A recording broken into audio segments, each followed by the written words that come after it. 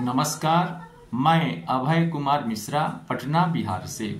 आज हम बताएंगे गरुड़ पुराण के 8वें अध्याय के बारे में कि गरुड़ जी भगवान विष्णु से जिसे क्या पूछते हैं और भगवान विष्णु जी गरुड़ जी से क्या बताते हैं। गरुड़ पुराण के 8वें अध्याय के बारे में आज हम बात करेंगे। तो गरुड़ जी पूछते हैं कि हे भगवान, पुण्यात्मा मनुष्यों की परलोक संबंधी जो कृत करने योग्य हैं वे सब फिर मुझसे कहिए। पुत्रादि अंत समय के दान आदि को कैसे करें वह भी कहिए। भगवान बोले कि हे गरुड़, मनुष्यों के हितार्थ में तुमको धार्मिक पुरुषों के अंत समय के करने योग्य कर्म कहता हूँ। पूर्णात्मा मनुष्य वृद्धावस्था में शरीर को व्याधि से युक्त देखें और ग्रह नक्षत्र को विपरीत देखें, कानों में अंगुली देने से शब्द नहीं सुनाई लगे, तब निश्चय जाने कि 6 मास के भीतर मृत्यु है। इसमें भय रहित होकर के मृत्यु के बारे में न सोच करके, भय न करके अज्ञात अवस्था में किए हुए पापों का प्रायश्चित करें। अपने जीवन में जो पाप किए हैं उनका प्रायश्चित करें।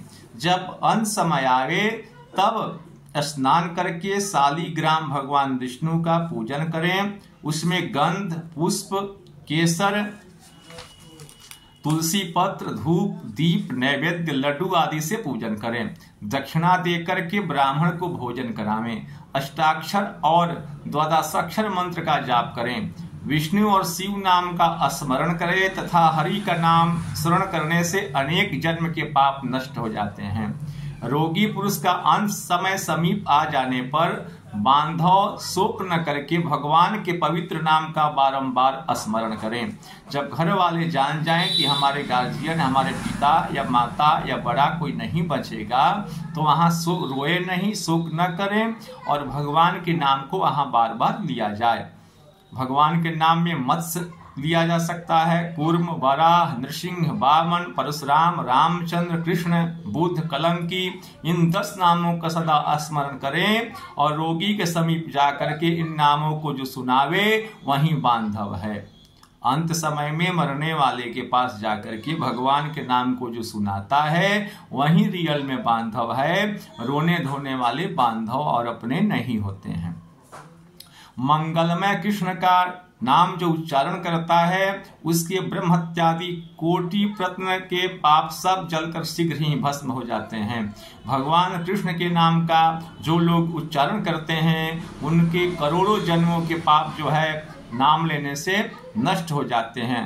अंत समय में अजामिल ने अपने पुत्र नारायण को पुकारा, उससे उसका उद्धार हो गया। तो श्रद्धा से उच्चारण करने वाले का बहुत कुछ हो सकता है, इसमें किसी प्रकार की संशय करने वाली बात नहीं है। दुष्ट हृदय से किसी ने हरि का स्मरण किया उससे भी हरि पापों का नाश करते हैं। जैसे बिना इच्छा से अग्नि का स्पर्श करने पर भी अग्नि भस्म करता है, हे गरुड़े, हरि शब्दोच्चारण पातकी के नाश करने में शक्ति रखता है। मन से या बिना मन से अगर भगवान का नाम लिया जाए तो निश्चय ही भगवान कल्याण करते हैं। जैसे अग्नि में जान करके या अनजान में अगर हाथ डाला जाए तो जलेगा ही, वैसे पापी जीव ने अनेक समय तक पाप किया, फिर भी यदि एक बार भी हरि नाम का उच्चारण किया तब भी वे सब पाप का नाश हो जाता है। ऐसी नाम में शक्ति है। यमराज के दूतों ने कहा, यमराज ने अपने दूतों से कहा कि हे दूतगण, संसार में नास्तिक को जमलोक ले जाना। जो पापी हैं, कुसंगी हैं, कुबुद्धि हैं, वैसे लोगों को तुम यमलोक में लेकर के आना। जो हरि नाम का उच्चारण करे उसको इस लोक में नहीं ले आना। जो अच्युत, केशव, राम, नारायण, कृष्ण, दामोदर, वासुदेव, हरि, श्रीधर, माधव, गोपिका वल्लभ, जानकी नायक, पति, रामचंद्र, इन नाम का जो उच्चारण करे, हे कमल नयन, हे वासुदेव, हे विष्णु, हे धरणीधर, हे अच्युत, हे शंख चक्र पद्म को धारण करने वाले, आप संसार के रक्षक हो, इस तरह कहने वाले पाप रहित पुरुषों को यहाँ नहीं लेकर के तुम लोगों को आना है। ऐसे मनुष्य को लाना यमराज अपने दूत सबसे बोलते हैं कि ऐसे मनुष्य को यहाँ ले आना जो बाहर और भीतर से भगवान से विमुख रहने वाले, दरिद्रियों से सेवित, मुकुंद भगवान के चरण बिंदु की भक्ति से विमुख, भगवान के भक्ति से जो विमुख है, नरक के द्वार भूत तृष्णादि पापी पुरुषों को यमलोक में घर से ले जाना, जिसकी जिह्वा, जिसका जीव भगवान के गुण नाम का उच्चारण तथा ईश्वर के चरणाबिंदु का सेवन न करे, और जिनका सिर ईश्वर को देख करके, भगवान को देख करके, बड़ों को देख करके, माता को देख करके, पिता को देख करके जो नमस्कार नहीं करे, ऐसे लोगों को तुम हमारे यहाँ यमलोक में लेकर के आना। और हस्त से ईश्वर की सेवा न करे, ऐसे पापी पुरुषों को यमलोक में ले आना। इस प्रकार की आज्ञा यमराज ने अपने दूतों को दिया। हे गरुण, विष्णु का कीर्तन ही जगत में मंगल करने वाला है। भगवान का नाम, भगवान का कीर्तन, भगवान का जप ही इस संसार में मंगल करने वाला है, और कोई कुछ भी मंगल करने वाला नहीं है। और अनेक तरह के पापों का प्रायश्चित स्वरूप तुम जानिए, इससे अन्य कोई पाप को दूर करने का उपाय नहीं है। भगवान के नाम के सिवा दूसरा कोई उपाय नहीं है जो पाप को दूर कर सके। पाप को हटाने के लिए अनेक तरह के प्रायश्चित करने पर प्रायश्चित हरि से विमुख पुरुषों को पवित्र नहीं कर सकते। कितना भी प्रायश्चित कर लिया जाए, लेकिन अगर भगवान से विमुख होकर के प्रायश्चित किया जाए तो अब प्रायश्चित का कोई महत्व नहीं होता है। मदिरा के घट को नदियां पवित्र नहीं कर सकती। कृष्ण नामोच्चारण से पाप रहित हुए मुक्त पुरुषों को नहीं दिखता। ये यमराज तथा उसके दूत सपनादि में भी उसको नहीं दिखते। अंत समय में जिसने ब्राह्मण को गोदान किया या ब्राह्मण मुख से नंद नंदन ऐसी वाणी को सुना, वह पुरुष मांस रुधिर युक्त कायरूप वैतरणी नदी में कभी भी नहीं गिरता। इसलिए विष्णु नाम का स्मरण करें, जिससे अनेक जन्मोपार्जित पाप का नाश हो। फिर गीता तथा विष्णु सहस्त्र नाम का पाठ करें या अन्य से सुने। अंत समय में एकादशी व्रत, गीता, गंगा जल, तुलसी पत्र, विष्णु पादोदक स्मरण करें, ये मुक्ति देने वाले हैं। संकल्प पूर्वक अन्न दान, सुवर्ण दक्षिणा सहित वेदविद ब्राह्मणों को सवत्सा गौ का दान करें। अंत समय में मनुष्य अल्प या बहुत जिसको दान देते हैं उससे बहुत लाभ होता है। और मरने वाले के पुत्र मन में विचारते हैं कि पिता के लिए इस चीज को दान दूंगा, या वाणी से कहे, हे पिता, मैं आपके निमित्त अमुक दान करूंगा, मैं आपके लिए ऐसा दान करूंगा, वह अनंत गुण वाला फलदायक हो जाता है। और अंत समय में यदि सुपुत्र हो तब अनेक प्रकार के दान देता है। अंत समय में दान देने के निर्मित धार्मिक पुरुष लोक में पुत्र की इच्छा करता है। अंत समय में पिता का पृथ्वी में शयन कराया देखा, उस समय कुछ नेत्र खुले नीचे रहते हैं। पुत्र पुरुष संचित धन की इच्छा न करके दान देवें। ऐसा दान पिता के जीवन काल में करने से प्रेत को परलोक मार्ग में दुख नहीं प्राप्त होता। आतुर काल, चंद्र ग्रहण, सूर्य ग्रहण को सात्विक दान देना अधिक पूर्णप्रद है। इसलिए तिलादि 8 महादान अवश्य देवें। 8 महादान है जिसमें तिल का दान महान है, लोहा का दान महान है, सोना का दान महान है, रुई का दान महान है, लवण का दान, नमक का दान महान है, और सप्तधान महान है। भूमि, गौ, यह एक एक दान भी सबको पवित्र करने वाला है। यदि अष्टदान को एक दिन में करे तो सर्वोत्तम है।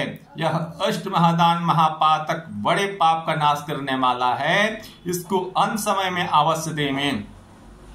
इसका फल भगवान बोलते हैं, मेरे उत्पन्न हुए 3 तरह के तिल हैं, वे बड़े पवित्रतम है। भगवान विष्णु बोलते हैं कि मेरे से उत्पन्न हुए 3 तरह के तिल हैं, वे बड़े पवित्र हैं। उनके दान देने से असुर, दैत्य, दानव सब तृप्त हो जाते हैं। श्वेत तिल, काला तिल और कपिल तिल, यह 3 प्रकार के हैं। उनके दान देने से मन वचनादि किए हुए सब पाप का नाश हो जाता है। भूमि पर हाथ रख लोहे का दान करे, उससे पुण्य से प्राणी यम सीमा में नहीं जाते। जो लोहा का दान करता है अपने पिता के या माता के या पूर्वजों के नाम पर, उनके पूर्वज या उनके माता पिता यम के सीमा के अंदर नहीं जाते, उस यमलोक के मार्ग में भी कभी नहीं जाते।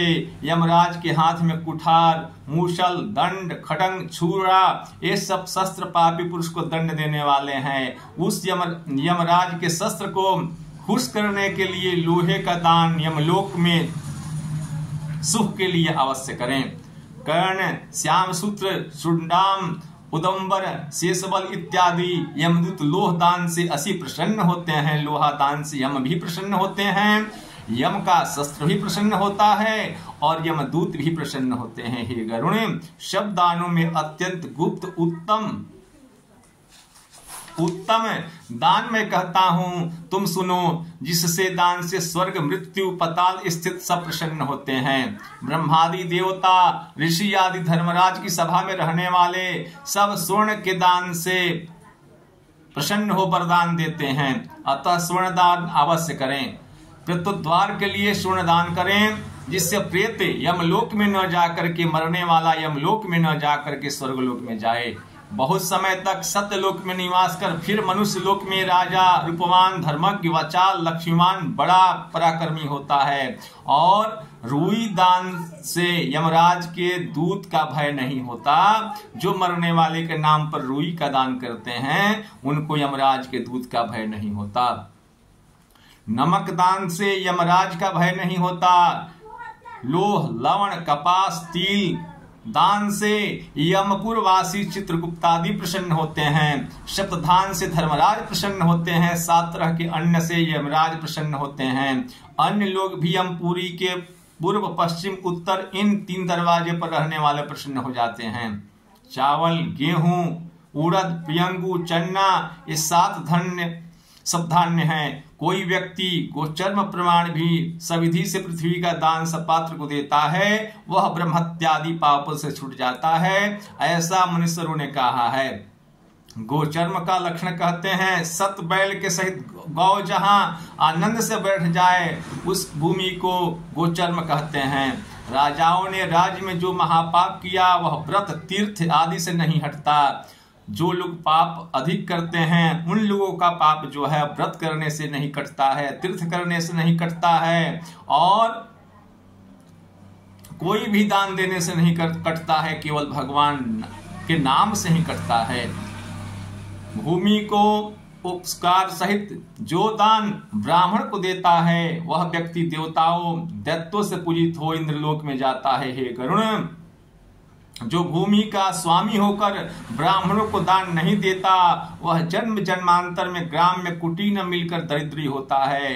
जो स्वामी का अभिमान रख वास करने के लिए कुछ भी दान नहीं देता, वह शेष जी उस भूमि धारण करेंगे और उसका जब तभी तक नरक में वास होगा। इसलिए भगवान का नाम अवश्य लेवें। हे गरुण, ये गोदान मनुष्य के कायिक, वाचिक, मानसिक पाप त्रिविध रहित करता है। बालकपन में, कुमारपन में, युवावस्था में, बुढ़ापे में, रात्रि में, सुबह में, शाम में, दोपहर में, तीसरे पहर में, पहले पहर में, संध्या समय में, जन्म में, जन्मांतर में जो कुछ पाप मन वचन काय से किए हो, उनकी निवृत्ति के लिए एक बार भी दूध देने वाली कपिला गाय का दान अवश्य करना चाहिए। वेद पाठी ब्राह्मण को दान देने से सब पाप छट जाते हैं और अंत समय में वही उद्धार करने वाली होती है। सुपुत्र को दान देने से लक्षण गुण फल होता है और देने वाले को अनंत गुण फल होता है। सुपात्र को प्रतिग्रह लेने का दोष नहीं लगता। वेदाध्ययन, वैश्वदेवादि जग कर प्राण्य भक्षण न करने वाला ब्राह्मण रत्न से परिपूर्ण भूमि का दान ग्रहण करे, तथापि प्रतिग्रह जन्य दोष नहीं लगता, सर्प बिच्छू आदि का विष मंत्र द्वारा दूर हो जाता है और अग्निदेव सबकी सिद्ध दूर कर देते हैं। इन दोनों को कुछ भी पाप नहीं लगता। लेकिन कुपात्र को दान देने से दाता नरक में जाता है। जो ब्राह्मण दारू पीता है, मछली खाता है, अंडा खाता है, झूठ बोलता है, जो पूजा पाठ नहीं करता है, जो गायत्री मंत्र का जाप नहीं करता है, जो संध्या पासन नहीं करता है, जो लोभी है, लालची है, ऐसे ब्राह्मण को दान देने से अगर कोई स्वर्ग में जाने वाला भी व्यक्ति है तो नरक में चला जाता है। तो दान भी सोच समझ करके ही दें कि दान किसको दें। कुपात्र को भूलकर भी दान न दें।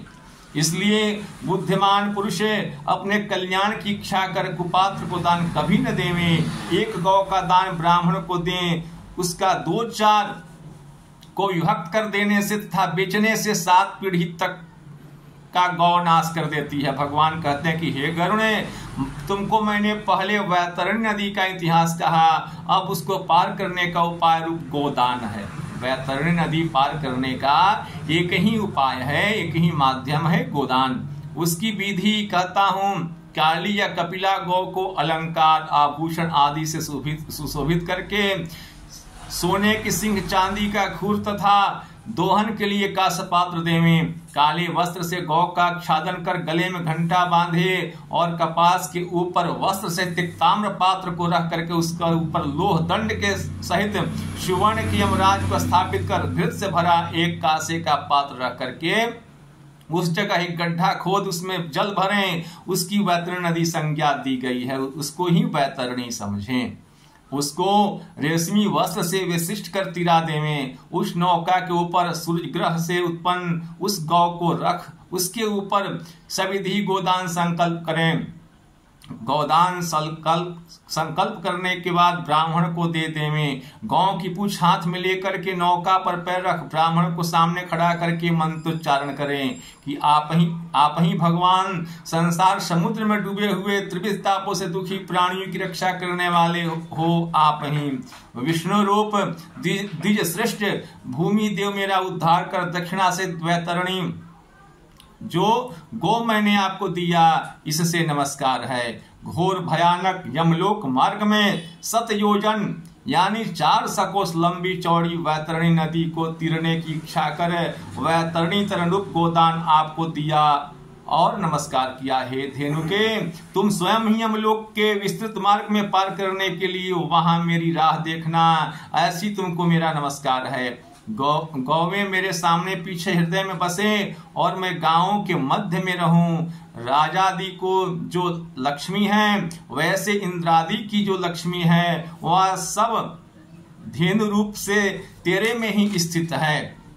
इसलिए तुम मेरे पाप आदि को दूर करो। हाथ जोड़कर और यमराज की प्रार्थना तथा प्रदक्षिणा देकर सब सामग्री ब्राह्मण को निवेदन करे। हे गरुण, जो कोई व्यक्ति वैतरणी गौ का दान कर धर्म मार्ग से धर्मराज की सभा के मध्य में जाता है, मन में वैतरणी व्रत का पालन करने वाली नदी को तीरने की इच्छा कर धेनु का दान दे। हे गरुण, गोदान मात्र से यमलोक मार्ग में वैतरणी नदी नहीं प्राप्त होती, इसलिए पूर्ण काल में गोदान अवश्य करें। गंगा तीर्थ, ब्राह्मण, चंदन और सूर्य ग्रहण समय संक्रांति दिन, अमावस्या, अयन, कर्क, मकर संक्रांति, विष्णु जिस दिन रात्रि दिन समान होता है, मेघ, तुला संक्रांति के दिन, व्यक्तिपात के दिन, अक्षय तृतीया, युगादि तीर्थ में इन दिनों में से और भी कोई पूर्ण दिवस हो उस दिन करें। सुपात्र ब्राह्मण मिलने से, श्रद्धा उत्पन्न होने से वही पुण्य काल है, क्योंकि लक्ष्मी स्थिर नहीं रहती है, शरीर ना समान है और यह स्वर भी सदा काल स्थिर नहीं रहता, जो मृत्यु अवश्य आने वाली है। इसलिए धर्म कार्य अवश्य करें। अपने कल्याणार्थ ब्राह्मण को अपने विस्तारानुसार दान देने से अनंत फल होता है और थोड़ा धन देने पर भी श्रद्धा से दान दिया जाए तो अक्षय होकर जन्म जन्मांतर में साथ चलता है। दान रूप पाथे से महामार्ग यमराज के मार्ग में सुख मिलता है और जिसने नहीं दिया वह बड़े कष्ट से यम मार्ग में जाता है।